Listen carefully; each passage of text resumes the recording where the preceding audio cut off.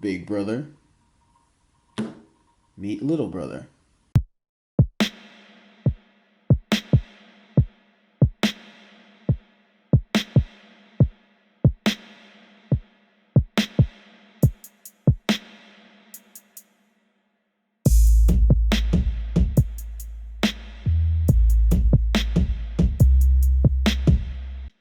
When Google announced the Nexus 5X and the Nexus 6P in late September of 2015, my plan was to buy both. But when they revealed the hardware of the 5X, I quickly shut that notion down and stuck with the 6P instead. I don't know why, but in my head I thought both phones were going to have identical internals, the only difference being the display size. But instead of the Snapdragon 810, the 5X got the 808, 2 gigs of RAM instead of 3, and only one front-facing speaker instead of dual stereo ones. I know that the processor and RAM probably don't make a world of difference in everyday use, but at the time of deciding on one phone or the other, I wanted the best, so the 6P was the easy choice. But I understood. Google wanted to appeal to an audience at a lower price point. At $380, you were getting 16 gigs with a fingerprint reader and stock Android. No other phone offered that. But I still didn't agree with the price, and I looked at it differently. Because the 6P only comes in 32 gigs at $500, when compared to the 32 gig 5X at $430 at the time, I thought the extra $70 justified the 6P's price.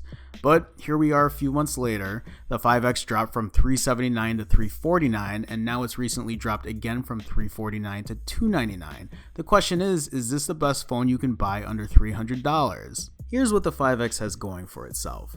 At $300, you're getting 16 gigs of storage, a 1080p display, an 808 Snapdragon processor with a 418 Adreno GPU and 2 gigs of RAM, which pretty much means you're getting a very capable performing phone. An excellent camera in my opinion. Again, I'm not a professional photographer, but I think I get some pretty good pictures and video quality from this camera, except for video stabilization, but I'll save that for another video. One front-facing speaker, an LED notification light, USB Type-C with fast charging, and stock Android, which means you get a very clean UI and the fastest updates compared to any other phone. If you haven't, you might want to check out my video on bloatware where I discuss stock Android compared to a phone with, well, bloatware. Now, I've only had this phone for a day. This phone will probably be my daily driver for the next few days, but I've had the 6P for nearly 3 months, so I kind of know what to expect. And because this phone's probably been reviewed completely inside and out over the last 3 months, I'll just give you my initial thoughts. This phone is a fingerprint magnet. My Graphite 6P comes nowhere close to the kind of fingerprints I get with the 5X. I just stick a dbrand skin on it and call it a day. I will say, however, the rubbery back feels nice. It might catch fingerprints, but it's easy to hold. I'm also missing the textured feel on the power button. I guess I'm used to it on my 6P and Moto X.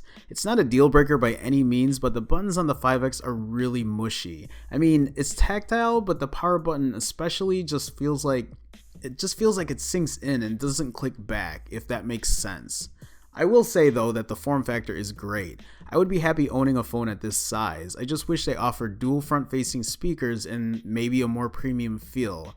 But because it doesn't, I can't see it replacing my 6P anytime soon.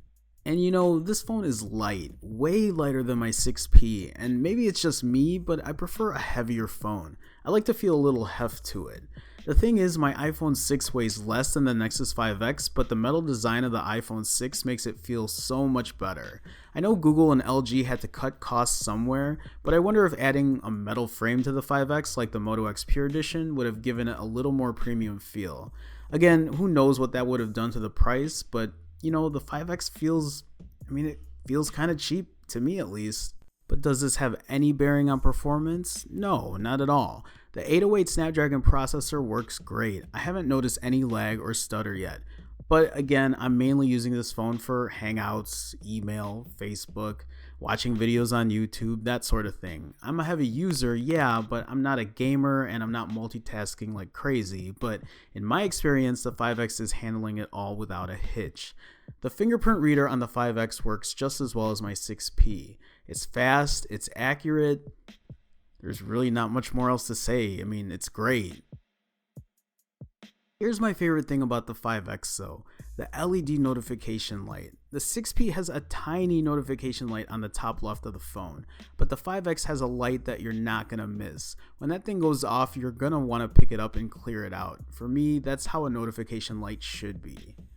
Here's my take on this. For those of you that know me, I prefer stock Android. Am I biased? I might be, because I haven't used a phone that wasn't stock Android that I liked. I just don't think they perform as good, and when new software updates come out for the OS, I get disappointed that my phone isn't going to get it as soon as a Nexus or a Moto. But I'm willing to try it out when the S7 Edge comes to the market. But let me get back to this. At $300, you're getting an 800 series Snapdragon processor, 2 gigs of RAM, 16 gigs internal storage, a fingerprint reader, a great camera, a front-facing speaker. Even though it's not the greatest, it's still a front-facing speaker, and stock Android. Your only other option at this point for stock Android, would be a $220 Moto G, but you'd be getting a lesser performing processor and no fingerprint reader, or spending an extra $100 for a Moto X Pure Edition, or an extra $200 for a Nexus 6P. And at those prices, you'd really have to decide what features on a phone are important to you, because none of these phones have exactly everything you want.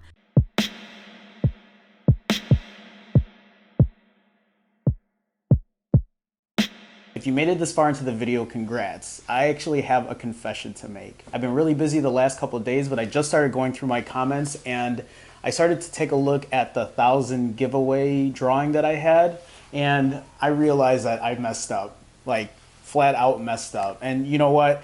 I don't want to have excuses, but it was late. I thought I had everyone's name put down, but apparently I didn't. As soon as I started counting the numbers, I was like, okay, this is more than 38 participants. And I don't want to take the prizes away from the other winners because they shouldn't be penalized by my mistake. So again, guys, it's my bad. I'm sorry. What I'm going to do instead is I'm going to have, we'll call it a messed up giveaway. An I messed up giveaway. And how I'm going to do this is I'm going to give away another Chromecast. And this time, instead of getting a black one, I'll have you guys pick one. So if you want a black one, a yellow one, or a red one, you can let me know. I'll order you one, and that'll be the giveaway. Again, it'll be the I messed up giveaway. But how I'm going to do this is different. The reason I had trouble with this last giveaway is because I couldn't actually pull all of my subscribers. As soon as I got to the very end of it, it was just missing like 50, 60, 70 people on there. I have no idea why. I don't know if that's something that YouTube does. If any of you know how to take a look at your subscribers without hitting load more every single time, please let me know. But I have a different idea instead. And this might sound silly, but I think this is a fun way to do it. By the way, if you did win the previous giveaway, I'm not going to put you in this one because it's only fair that the other people have a chance at this Chromecast. You see this here? This is a bingo board. It's numbered it's numbered 1 to 75. And how I'm going to do this is, with this bingo board, I actually have, it's a real small thing, but it's like one of those bingo wheels where the ball comes out and rolls out, and then I call the number and I put it down here. This is numbered 1 through 75. So to enter this giveaway, how I want to do this is in the comments below on this video, all you need to do is just write a number from 1 to 75. But take a look at the other comments beforehand and make sure that you're not picking the same number as the other person. If you do, I'm not going to count you.